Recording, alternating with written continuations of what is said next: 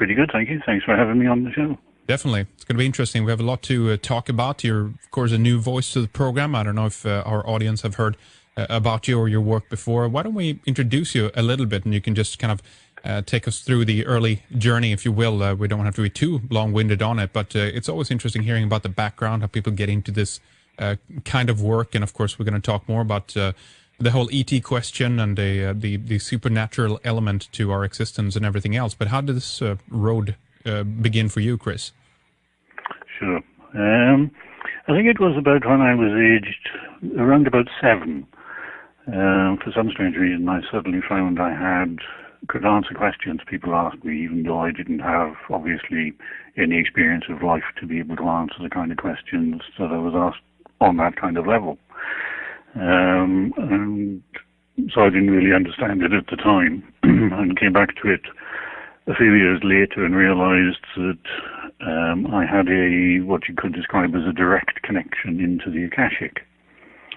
And around about that same time, I also began developing in healing work. So really for the last 30 or so years, I've been working as a psychic surgeon. And at the same time, actively researching through the Akashic to find out what I can about human history, how things have developed, progressed and worked, and really how humans have developed, progressed and worked. And it's been an interesting journey. Well, I bet. That sounds like a really interesting journey. So how did you kind of figure that out along the way in terms of the Akashic Records? Was this something you had knowledge about beforehand, or did you had to look into this, do research on it, etc.? Really, it was talking to other people, other psychics, mediums, whatever, to try and find out the kind of information that they could access and the processes they went through. And fairly quickly after I started looking at it seriously, I realized it was more of a self-realization, I think, that it was directly the Akashic. And then with further discussions with other psychics and mediums, then they basically confirmed that it is what I was doing, was this a direct connection. So in other words, I didn't need an intermediary between me and the Akashic. I can access it directly. Like a psychic, in other words, you were the psychic and therefore could tap into it. So in terms of the whole, I mean, you've been talking a lot about the ET question and other life forms and kind of the situation of, you know, the human race overall in the bigger picture. Yeah. Is this something then that you've basically, you haven't had any direct experiences of these things? You're tapping into the Akashic Record and that's where you're getting your information from, or have you actually had experiences yourself with these things? It's a bit of both. The word we have for it, I suppose, is I have been abducted twice, some years ago, which was an interesting experience. So it gave me a chance to have a good talk with the beings E.T. Watchers would call the Blues. Interesting bunch of peoples. So yes, I've had experience on that level. And also doing the healing works that I did. We had a lot of people come to us who had what I can only describe as implants in their system. And so in finding a way to remove those implants, I then encountered one of the races who has put these things into people without their permission and without their knowledge, and this is what the Akashic calls the Velon. So I've definitely had a lot of contact with the Velon, which most of which I didn't actually want. So they've been attacking me quite a bit over the years. So, yeah, as I say, it comes from both directions. If I can explain a little bit about the Akashic, because a lot of people misunderstand a lot about the Akashic. The Akashic, the word Akashic means record. That's all it means. It's an ancient Sanskrit word. And what it does, there are a number of levels of Akashic, if you like. So there's an Akashic on a human level. There's an Akashic on a solar system level, there's an Akashic on a galaxy level, and then there's an Akashic on a universal level. But all of them interact and interwork with each other. And what the Akashic does is to actually record events. So, like for example, there's been an earthquake in Russia this week, and so that'll be recorded as an event that occurred on Earth. But what people do within their lives is not recorded within the Akashic. So there isn't an Akashic that says that you and I are talking this evening. There isn't a record of that within the Akashic. It only records the events that occur on a human level or on a planetary level.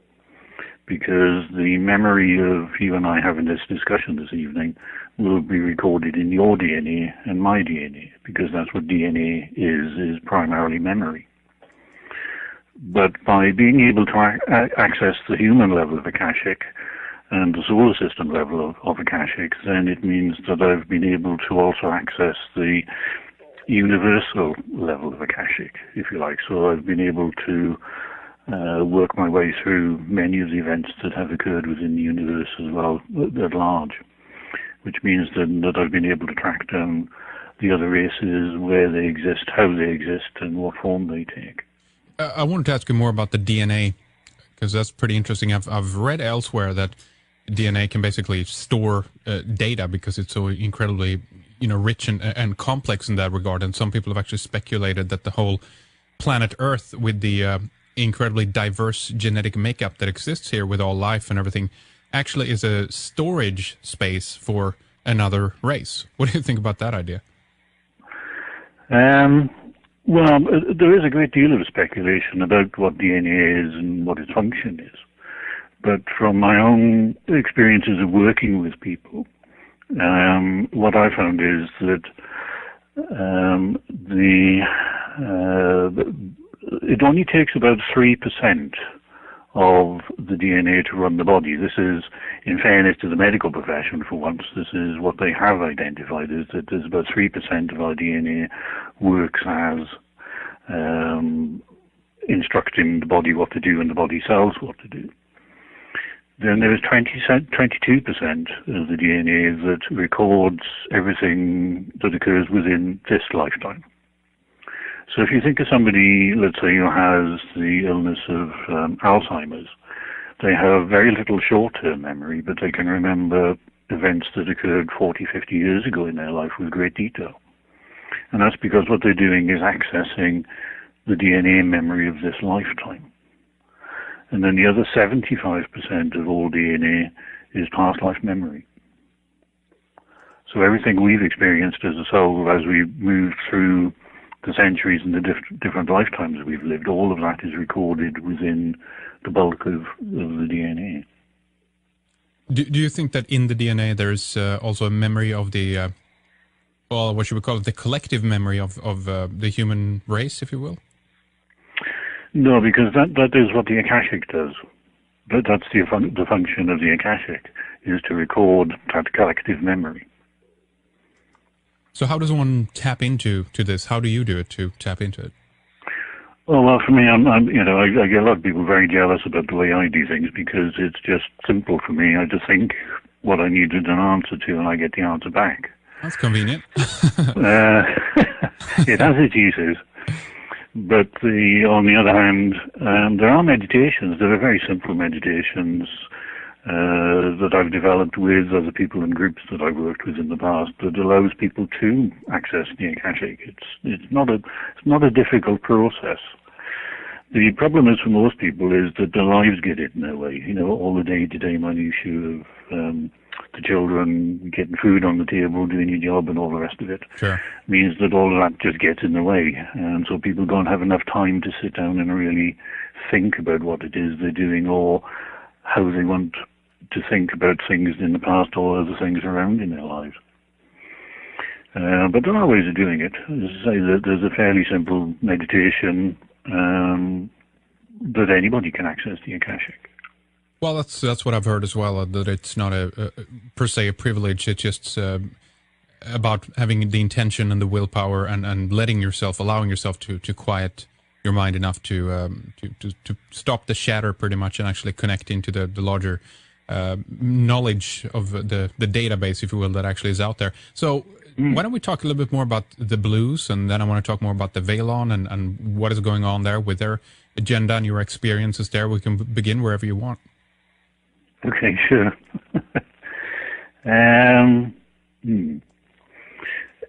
Essentially, there are 13 races within the universe. I know that doesn't sound like very much, but there's many billions of all of them. There are 6 non-physical races. In other words, they only exist as a consciousness, as a soul energy, so they have no physical form or density whatsoever.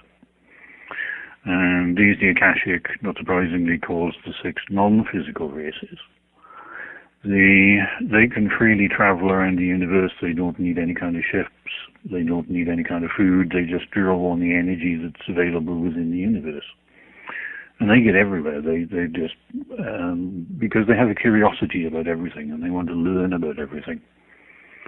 And when this bizarre concept of Earth and humanity was first brought into being, they were curious enough about Earth so that a lot of the souls from the non-physical races came to Earth.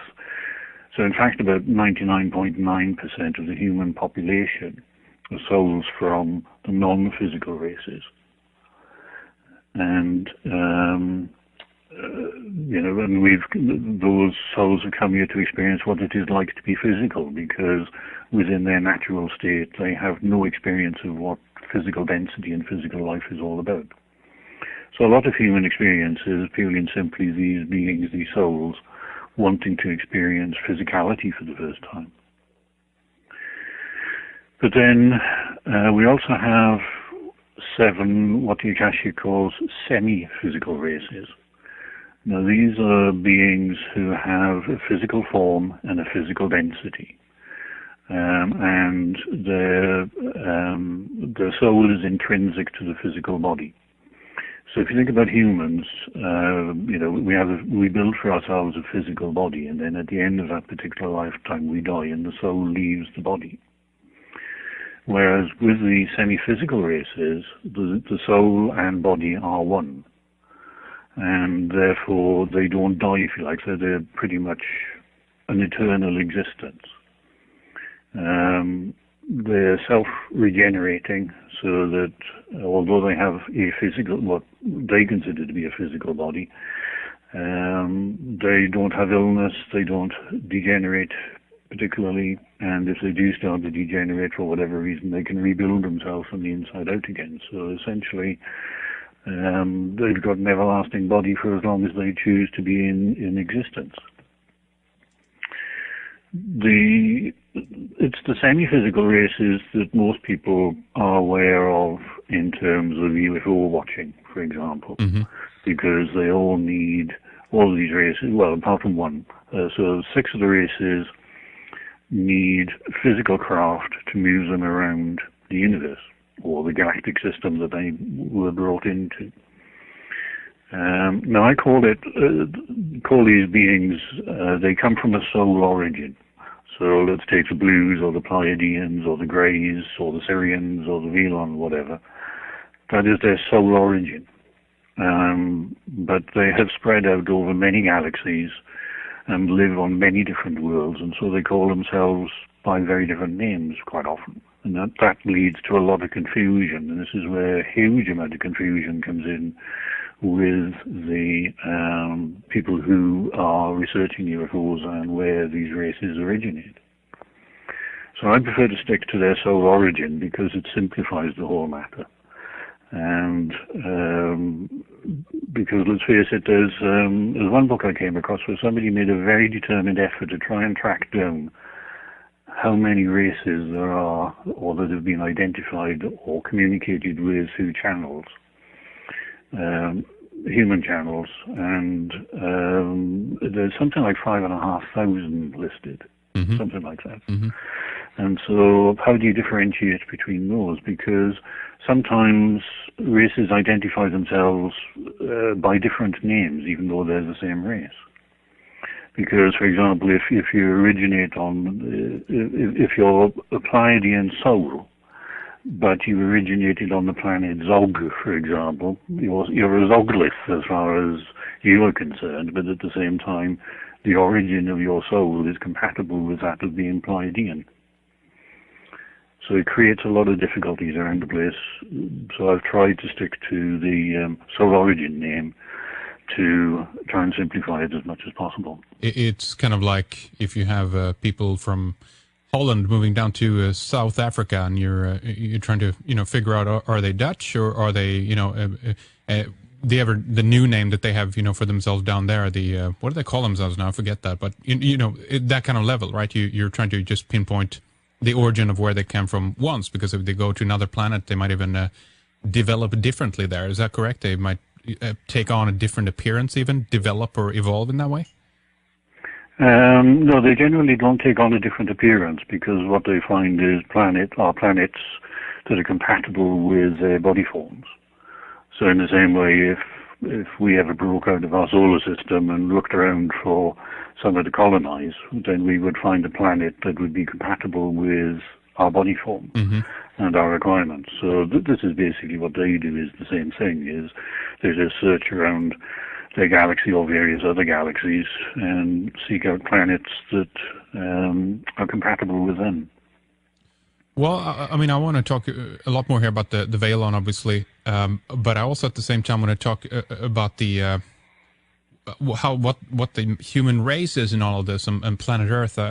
You have a book called Planet Earth, the Universe Experiment, and a lot of people have a lot of interesting ideas about the reason for the planet, and that it's kind of like a bridging point. Some people have said that it's an experiment to try to bring diverse origins of different races together in one spot, to have a physical experience, pretty much, to try to bridge the differences and all that. What do you think about some of those ideas? Sure.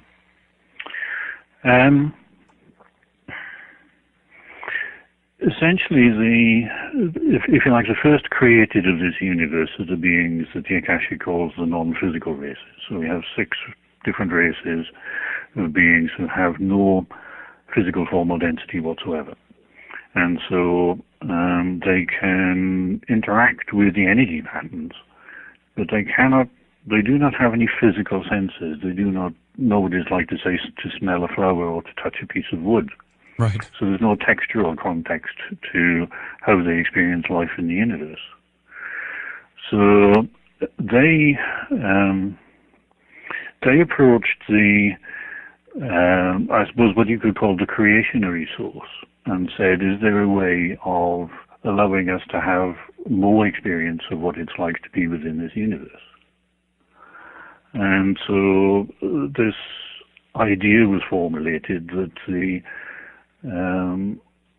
semi-physical races were brought into being, were created, and if that wasn't enough, then a further physical density would be created to allow for full physical life and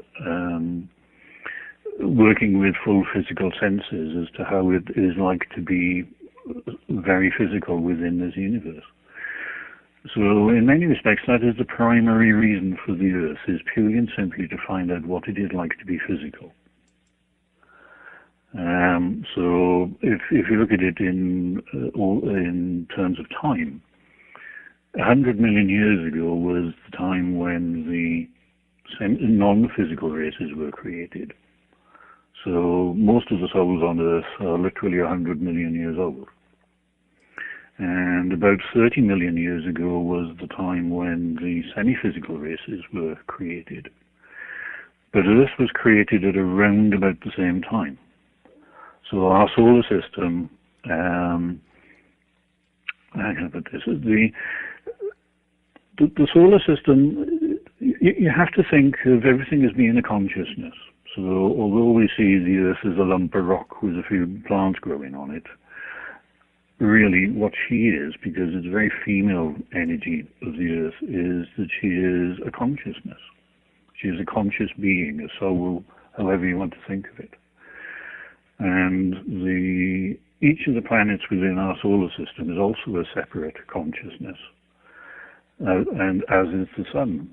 So if you like, the consciousnesses that are the planets and the sun within our solar system volunteered to see what it would be like to create physical life. If you look at the semi-physical races, for example, then the regions of space that they inhabit cover several galaxies. Whereas with Earth, and our solar system is the only place within the universe that experiences physical life. Nowhere else in the universe is life at the kind of physical densities that we experience will be found. So we are totally unique in that respect. So what is things like dinosaurs and all this that allegedly is millions of years old? Do they have a part in this as well? Oh yes, well, everything, all life, development of life throughout our solar system has a very big part to play in this whole experiment, as it were. But you're talking primarily about the development of the human and having other entities or souls or what will you spirits being incarnated into humans. That's what you're talking about. The ultimate purpose of Earth and our solar system is to find out whether created souls can experience physical life, whether it is possible or not. And so along the way, a development program was carried out, if you like, to see where we developed. How could we start to develop physical life? And so, like everything else, you start small with something like bacteria or blades of grass or plants or something, and then you move on to animals and then development from there. So this is what the planets within our solar system did, because originally every single planet in our solar system supported life. So the idea was that every single planet, there were originally 13 planets within the solar system, not 9. And every single one of them started to develop life in the way in which the planet's consciousness felt life should be developed. So you ended up with 13 different solutions to the one problem.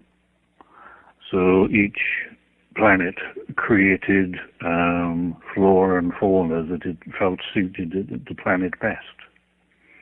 So, if you like, plants and animals are the creation of the planet that they live upon, not the creation of the creator or anybody else within the universe. They are of the planet itself. But in order to find out what would a human being look like, I mean, nobody knew. Where on earth do you start designing a human body? And so all these developments took place on all of the planets within our solar system to try and find a way of building a prototype human. How do we build a physical body that can contain the whole of the soul? And so all of these developments took place and through the solar system, and things like the dinosaurs and reptilian life forms led on to mammalian life forms. So the mammals became the predominant life form eventually, because there was something about this concept of live birth that was more compatible with human experience and human development than it would be, let's say, if we gave birth to eggs and the children hatched out of the egg. So when scientists first started looking at the history of the solar system and the age of the Earth, what they came up with was a figure of roughly 25 million years. And so that everything on Earth has happened within that 25 million year period. And it does accord with what the Akashic says. So as far as the Akashic is concerned, life on Earth has been here for about 25 million years. And the age of the Earth is about 40 million years. Now, I know it is totally at odds with scientific theory on it, but Let's face it, the scientists have dated the Earth as something like 4 billion years old. Right. But that isn't based on dating an Earth rocks. That's based on dating a meteorite, which could have come from anywhere, literally anywhere within the universe. And so it's just when geologists got hold of it, they started looking at rocks and how they formed, and they ended up with needing longer and longer periods. But when you look at life and the formation of life on the planet, then the scientists came up with this figure of 25 million. So as I say, coincides with the Akashic. And then, that's interesting because, I mean, what is it? They talk about dinosaurs being around 25 million years ago, and then, 250 million years ago being, developed and then dying out, 65 million years ago as well. So, something like that, and they're always trying to, look in the rocks and make determinations of age. But I mean, let's be honest about this. It's tremendously difficult when we get down to those kinds of levels of strata and try to figure out in the hundreds of millions of years old. So this is a counteractive theory to that. And why not? How is it then with like the development of the human being as we know it today? There's this interesting point in this development where something seems to have happened, the so-called missing link, but there is one point where we go from some kind of primordial, being, if you will, Neanderthals or hominids or what have you, over to the current form of mankind. And there's a lot of theories about us being manipulated or genetically altered into existence. What do you make of all that? Some of it's true. Some of it isn't. If you look at the forms that these non-physical races take, for example, then they're basically hominid in form. So although they don't have physical density, the energetic outline of their existence is basically human. So there was a certain amount of template, if you like, already in place, which is that human sort of form. And the semi-physical races again take on roughly a human form, but more suitable to whatever planets they originated on. And so on Earth, when it came to development of life within our solar system, then we had a basic concept of what a human being should look like. And so the Earth experimented with quite a number of different forms of what could potentially turn out to be human beings. But there's nothing whatsoever to do with chimpanzees or apes. They're a useful step, if you like, to say, okay, well, chimpanzees are getting there, but they don't have a means by which they can progress further. Because it's no good creating something if that something can't evolve. So creation and evolution go hand in hand. So what the Earth did was to consider how a human body should function. Because you'd already developed various animal forms, so we knew the type of organs that were required, the type of skin, whatever else was required to bring about a form of life. Then humans developed from the early works that the Earth did. But we did have a lot of help from one of the semi-physical races who are themselves master geneticists.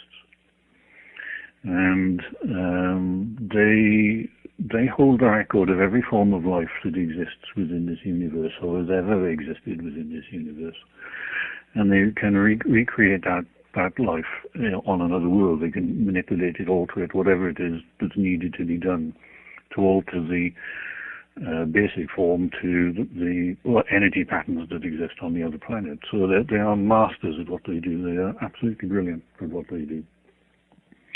They come from a galaxy we don't have a name for. We've just given an astronomer's catalog number to, which is NGC 584. Which I understand is, if you look at the night sky, it's a constellation of the Pleiades.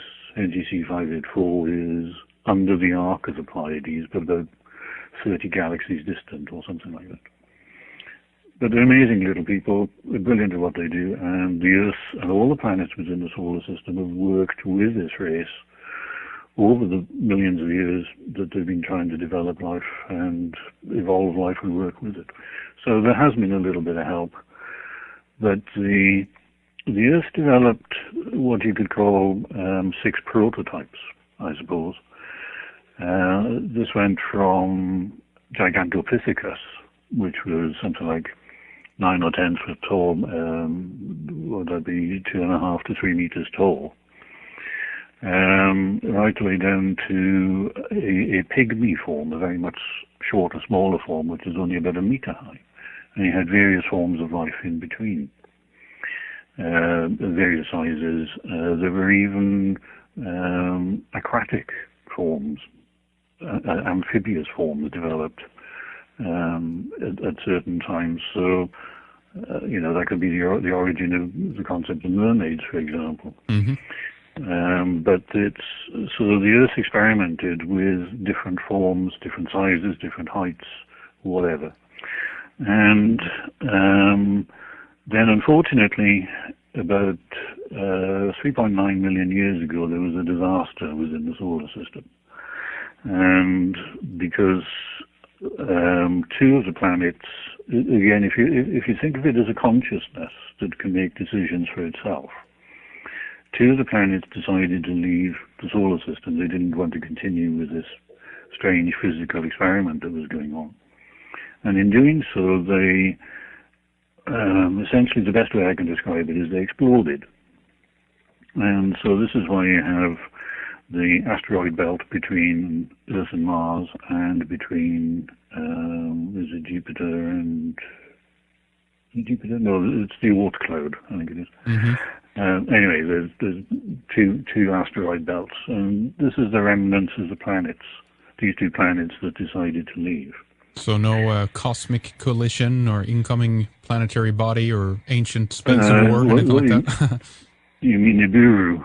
Well, there's tons of different theories, of course, and names on it as well. But the idea that the cosmic catastrophe was, in some regard, spawned because something was entering into the solar system. This is a different take on it. That they, you're saying that the planet consciously exploded because it didn't want to be here anymore. Yes. So that's what happened to 2 of them. The other 2 also decided to leave, but they'd seen what had happened with the first 2 and sort of literally took themselves out of the solar system. And what they've been doing is slowly disintegrating ever since. Now, we've got evidence of this one because NASA's far-seeing telescope, whatever they called it, not the Hubble, but there's another one, said there's evidence of a gas giant planet just outside of the solar system, which they've christened Tai Chi. And so what is out there is these 2 planets slowly disintegrating, turning back into their energy patterns. So there is that extra planet outside of the solar system. But as far as our solar system is concerned, when these 2 planets exploded, they caused massive disruption throughout the whole of the solar system. Effectively, they destroyed most of the life on all of the other planets. Earth managed to survive, and what she did was to adopt part of one of the planets as the moon, because we didn't have a moon prior to this explosion occurring. So the moon is there because the Earth wanted, well, I'm not entirely certain what she wanted to adopt the moon for, but there you go, she did. Okay. So the moon is sitting there and having an influence on Earth, and the Earth is influencing the moon and all the rest of it.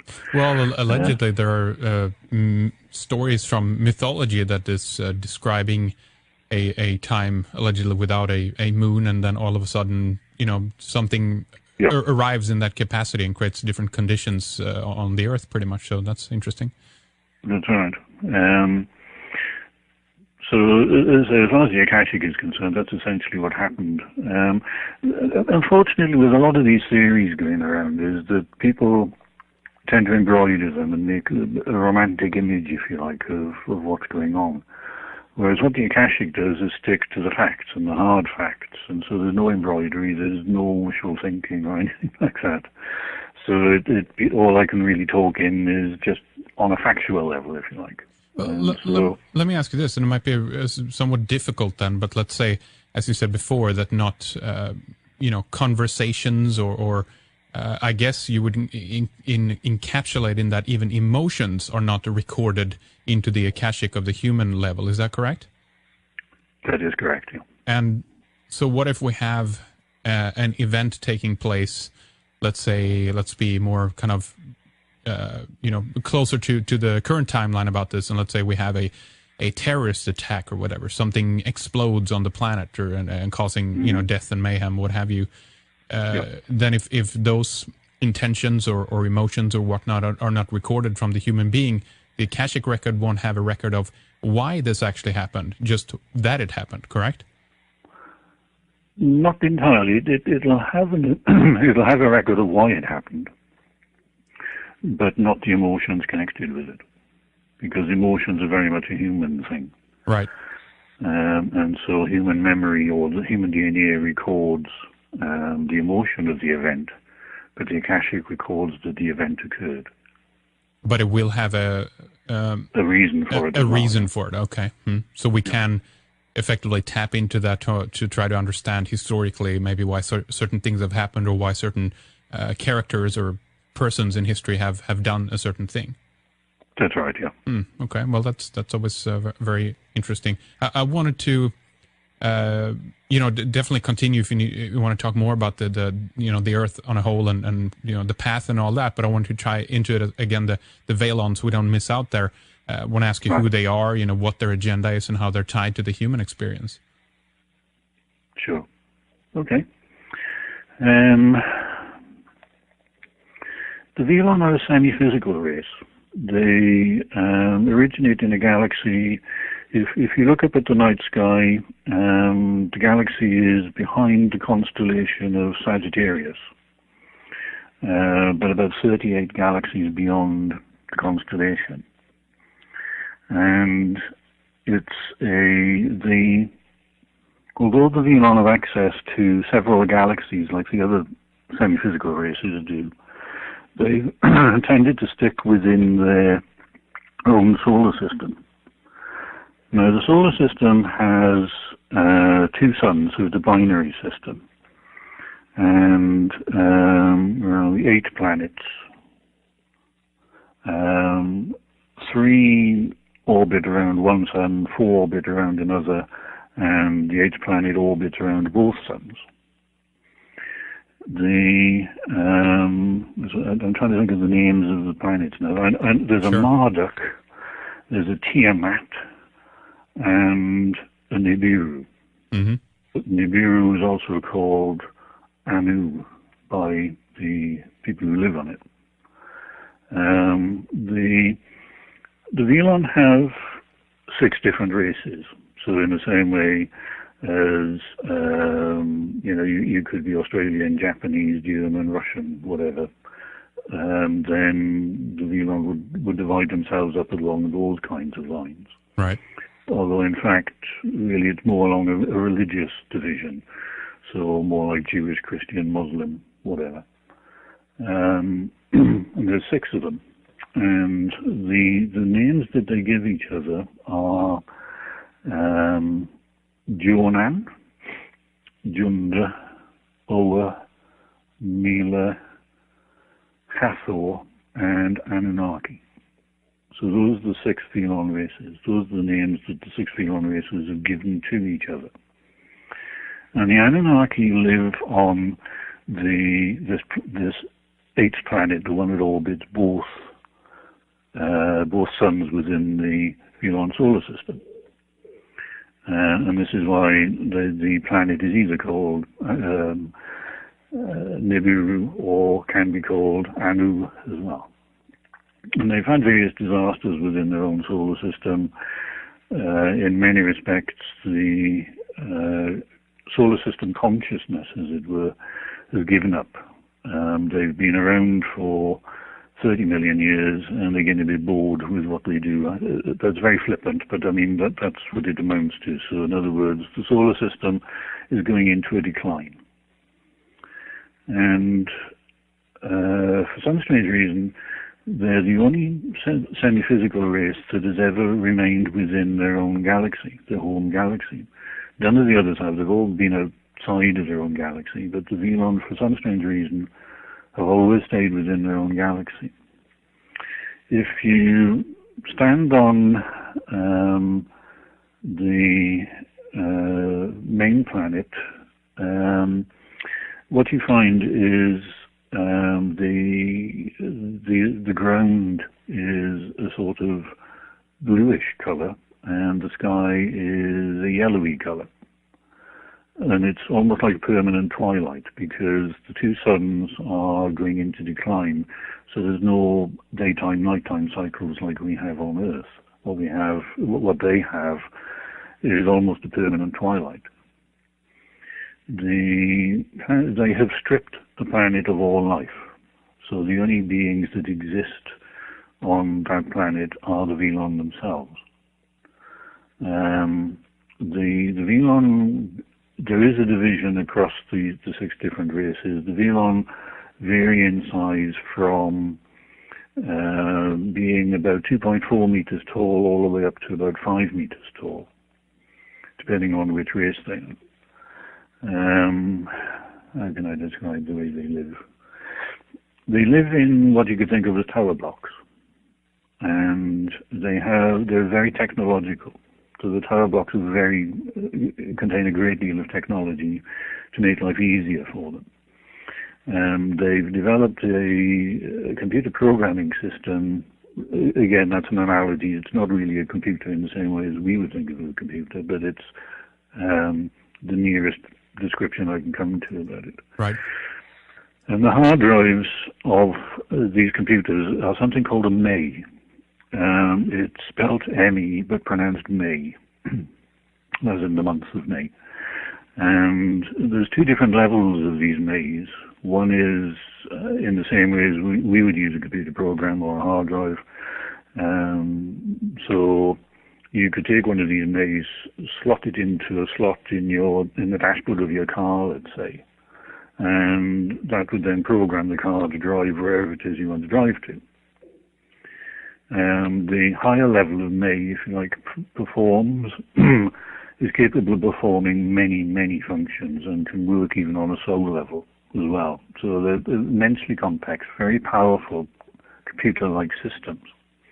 Let me quickly just put in a question there. Does that mean that the technology that we have currently on our planet is actually meant to, it's built either, from attained technology or with the intention that it's supposed to work with theirs? Is that correct? Well, we have various levels of technology on the planet. Most of it, on this planet, most of it is developed from military programs. Yeah. And where the military has obtained a lot of the technology from is from alien sources, whether that's Blues, Greys, Pleiadians, or the Velon. So we've got a mix of technologies on the planet. Okay, so it could be a partial compatibility, in other words. The biggest thing about human technology is that it is destructive. So in other words, everything we do to build something involves the destruction of something else. So, even doing something supposedly simple, like taking oil out of the ground, uses a massive amount of energy in order to do so, creates massive pollution, and then requires more amounts of energy to refine that oil into something we can use. If you look at the semi-physical races, what they do is work with what is available on their planet. So if you want to build a flying saucer, for example, they don't mine material in the way that we would. What they do is they work on very psychic levels. And so what they do is create a psychic template for the shape of the craft they want to build. And they use living plants to grow that shell. So in other words, the plant grows and expands itself around the template, the psychic template that's been built. So it's like an organic metal, almost. So that's the kind of technological level that the semi-physical races work at, which is on a very natural level. They only use whatever is available within their environment. They don't actually destroy anything. And if you look at the propulsion systems that all the semi-physical races use for their craft, they use the natural flux of electromagnetic energies that actually hold this universe together. I mean, forget about gravity. Gravity doesn't exist. What we have is a conscious universe that's held together with electromagnetic forces. So they use those electromagnetic forces as a drive, as a means of propulsion. So in other words, they're not taking from anything. They're not destroying anything on their planet. They're not creating any pollution anywhere. They're using what is naturally available. And the same more or less applies to the VLON. The VLON technology is based on that level as well. For example, these May computer disks are actually made from something like yeast. That, again, that's the nearest I can come to in terms of what we have available on Earth. For biological technology. It's a biological memory system. Yes, that's a good way of putting it. So they put the ingredients, whatever their equivalent of yeast would be, into a mold, and they psychically program that mold. So as the mold grows into the shape of the disc, it takes on the imprint of whatever it is it's being programmed to do. So again, it's a very natural technology. Although uniquely the VLON on their home planets do mine for minerals and raw materials, but they don't destroy the planet. They've got some kind of factory system which is programmed. Say you wanted to, create a computer. So you would program this factory to say, what we want you to do is create a computer, and here's a psychic model of the ingredients that are needed or the components that are needed. And the factory will then extract the raw materials out of the ground and pull them together and create the device that you've asked it to create. So they have the technology on that kind of level, which is a little more advanced than the kind of technology we have. Yeah, sure sounds like it. can grow it. Sounds a bit more fun to me.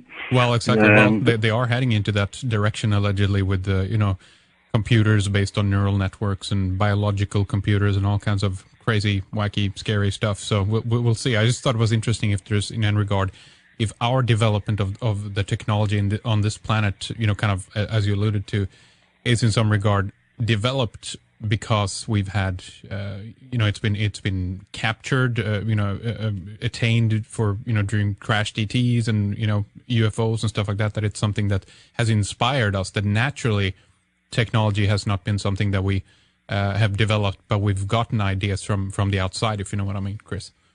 Yes. But also the non-human races have provided us with technology that is kept hidden because it doesn't use oil, for example, and of course oil is the one thing that everybody makes massive amounts of money on. Right. So if you have technology that doesn't use oil, then nobody wants to know about it. Like Tesla's work at the early 1900s, he developed energy structures that required virtually no input, and there was no pollution, and everything was free. But because it was free, Tesla and his work was destroyed. So, we've got those things going on as well. But, oh, sure. These races have provided us with technology, but it's been kept hidden from the population because of whatever, political reasons or financial reasons, whatever. Well, it would mean, to a certain degree, freedom and independence from the centralized global governmental system and everything else. And since, Exactly. a lot of this is about control and subjugation of the human race, that's where we find ourselves at this point. But Chris, we're going to take a break here in a little while. We're going to continue, of course, our discussion, talk more in the second hour. I wanted to ask you a little bit about some of your books and material and websites and such. Before we do that, though, you have something like, I believe, 11 books out there. And for people who are curious, to learn more, where can they go to read more about your material, your work, and pick up copies of the books? Well, Amazon don't stock them. They seem to have been banned by Amazon. I saw a few on Amazon. I don't know if they're resold by secondhand, though, but, Yes, they're advertised on Amazon, and you can buy second-hand copies on Amazon, but they've never, ever placed an order with a publisher. Okay, yeah. No, the best place to get them all, because they stock all of them, the best place would be, it's a book club, people, called Cygnus, which is Cygnus. So Cygnus Books. And their website is www.cygnus-books.co.uk. And they stock all of them, and they do a very good credit card system and mail order system as well. Do you have a personal website where you write right now? No, I used to have a personal website. People tried hacking it so many times that I gave up on it. No, that's too bad. Well, you can only take so much of this kind of hassle and harassment. Yeah, well, okay, well, that's good. We'll reference people to cygnus-books.co.uk. In the meantime, we'll take a short break right here. Stay with us, Chris, and we'll... Realization, I think, that it was directly the Akashic. And then with further discussions with other psychics and mediums, then they basically confirmed that it is what I was doing, was this a direct connection. So in other words, I didn't need an intermediary between me and the Akashic. I can access it directly. Like a psychic, in other words. You were the psychic and therefore could tap into it. So in terms of the whole... I mean, you've been talking a lot about the ET question and other life forms and kind of the situation of, the human race overall in the bigger picture. Yeah. Is this something then that you've basically, you haven't had any direct experiences of these things? You're tapping into the Akashic Record and that's where you're getting your information from? Or have you actually had experiences yourself with these things? It's a bit of both. The word we have for it, I suppose, is I have been abducted to the Akashic. And around about that same time, I also began developing in healing work. So really for the last 30 or so years, I've been working as a psychic surgeon. And at the same time, actively researching through the Akashic to find out what I can about human history, how things have developed, progressed and worked, and really how humans have developed, progressed and worked. And it's been an interesting journey. Well, I bet that sounds like a really interesting journey. So how did you kind of figure that out along the way in terms of the Akashic Records? Was this something you had knowledge about beforehand, or did you had to look into this, do research on it, etc.? Really, it was talking to other people, other psychics, mediums, whatever, to try and find out the kind of information that they could access and the processes they went through. And fairly quickly after I started looking at it seriously, I realized it was more of a self-realization.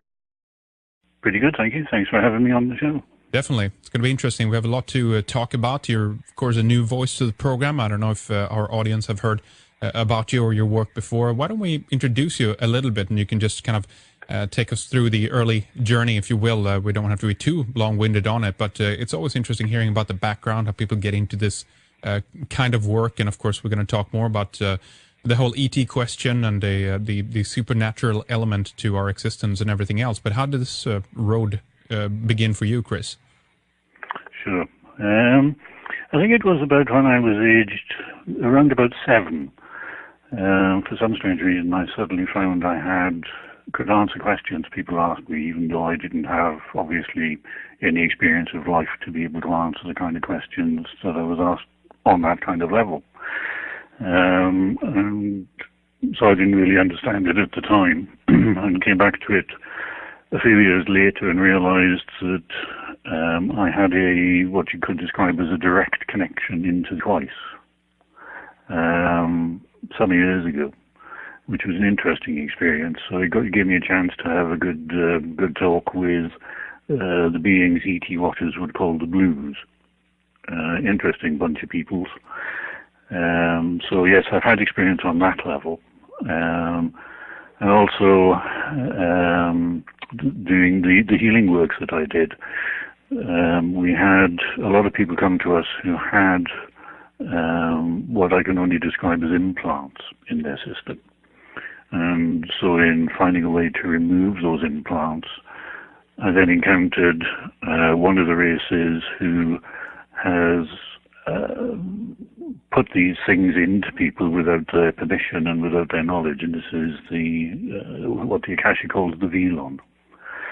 So I've definitely had a lot of contact with the Velon, which most of which I didn't actually want. So they've been attacking me quite a bit over the years. So, as I say, it comes from both directions. If I can explain a little bit about the Akashic, because a lot of people misunderstand a lot about the Akashic. The Akashic, the word Akashic means record. That's all it means. It's an ancient Sanskrit word. And what it does, there are a number of levels of Akashic, if you like. So there's an Akashic on a human level. There's an Akashic on a solar system level. There's an Akashic on a galaxy level. And then there's an Akashic on a universal level.